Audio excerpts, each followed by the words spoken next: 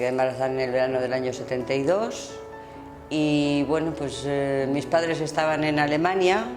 El padre de mi hijo me comentó que no quería ser padre y que fuéramos a Londres, que entonces se podía ir a Londres, pero yo no estaba preparada para eso. De hecho, él me llevó a un ginecólogo para que abortara y yo no quise.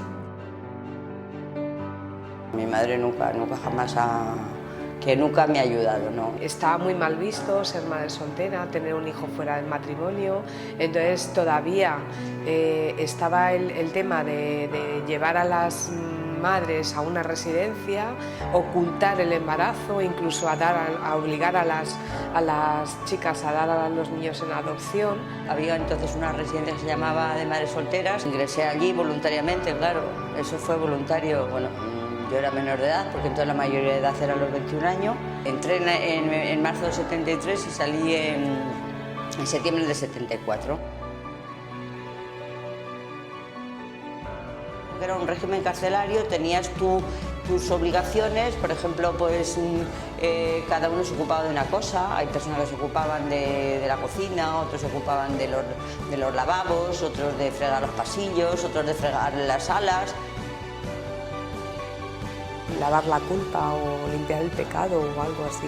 Claro, se asociaba mucho, a ver, eso es como una doble moral que había en la sociedad, ¿no? Y que hoy en día igual sigue existiendo, no tanto, pero lo de la doble moral es algo que nos acompaña. Entonces, lo que pasa es que antes era muy evidente, ¿no? Las monjas te trataban de alguna forma despectivamente, porque no consideraban, desde el punto de vista suyo, consideraban que tú eras una pecadora y una adúltera. La señora que tenía una aventura extramatrimonial era una adúltera y la miraban mal, ¿no? Pues una madre soltera es lo mismo. Realmente la visión que había entonces pues era un problema para la propia madre, ¿no? Y porque se sentían repudiadas, porque sentían que no tenían espacio, ¿no? O sea, sentían la culpa como algo muy importante. Había algunos casos en los que volvía, que la abuela hacía de madre y que la hija pues se hacía de hermana mayor, ¿no? Y había otros casos en los que se producía la adopción, muchas veces obligadas, y otros casos en los que bueno, pues la situación se intentaba normalizar de otra manera. A mi jefe se lo dije y fíjate tú qué proteccionismo que me dijo mi jefe, dice, pues hablaré con el jefe supremo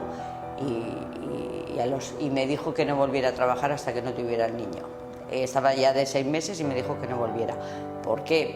Pero no por hacerme el favor a mí, sino también por la vergüenza que suponía para ellos. Todas las mujeres que tenían que estar en una residencia, es que el único trabajo al que podían optar era el servicio doméstico, ¿no? Entonces eso era como te voy a salvar la vida, ¿no? Ofreciéndote un trabajo para que enmiendes tu pecado, ¿no? Que era un poco el mensaje que daban, ¿no? Yo sabía que tenía que sacar a mi hijo adelante, yo solo lo tenía claro desde el primer momento y bueno, pues no he tenido problemas, que lo he tomado como una cosa natural.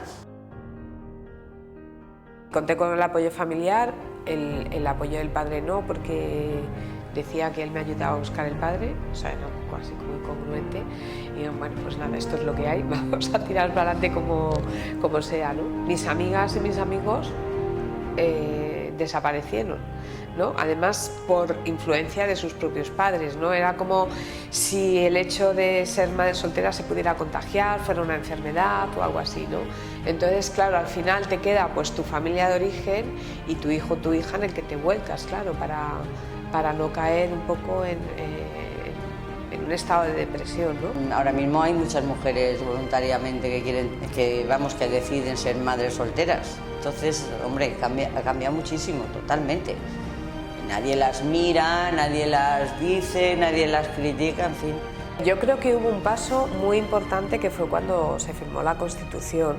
O sea, el hecho de que a nivel legal todos los hijos fueran iguales ante la ley, los nacidos fuera y dentro del matrimonio.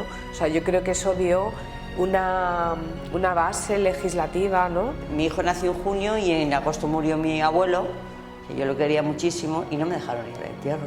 Con decirte eso te digo todo, porque mi padre dijo que no, que qué vergüenza sería, claro, te estoy hablando de que mi abuelo murió en un pueblo de Segovia, que somos de allí, y entonces pues para él suponía una humillación pensar que iba a ir allí al pueblo, que todo el mundo iba a hablar de mí, porque era murmuración y críticas. La maternidad estaba castigada porque te había saltado una norma social que era tener relaciones y tener un hijo fuera del matrimonio, y eso no estaba permitido. No veo que haya conciliación. Me parece muy bien sobre el papel, pero a la hora de la práctica me parece que no se realiza la conciliación. Es inconcebible que se promueva la contratación parcial para mujeres en familias monoparentales. O sea, es inconcebible, cuando tampoco existen unas medidas de conciliación que ayuden y que vayan en pareja con las medidas laborales, ¿no? Nos siguen faltando pues eso, medidas muy concretas, sobre todo a nivel de conciliación, a nivel laboral y a nivel de vivienda, que para nosotras esas son las tres patas con las que nos podemos sentir más vulnerables, ¿no?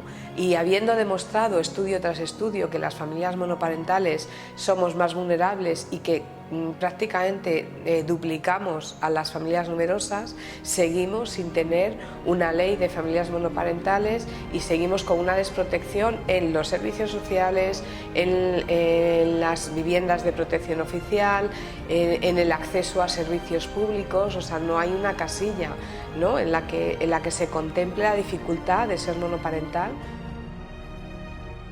Lo más bonito fue el día que nació mi hijo, que me sentí la persona más importante del mundo.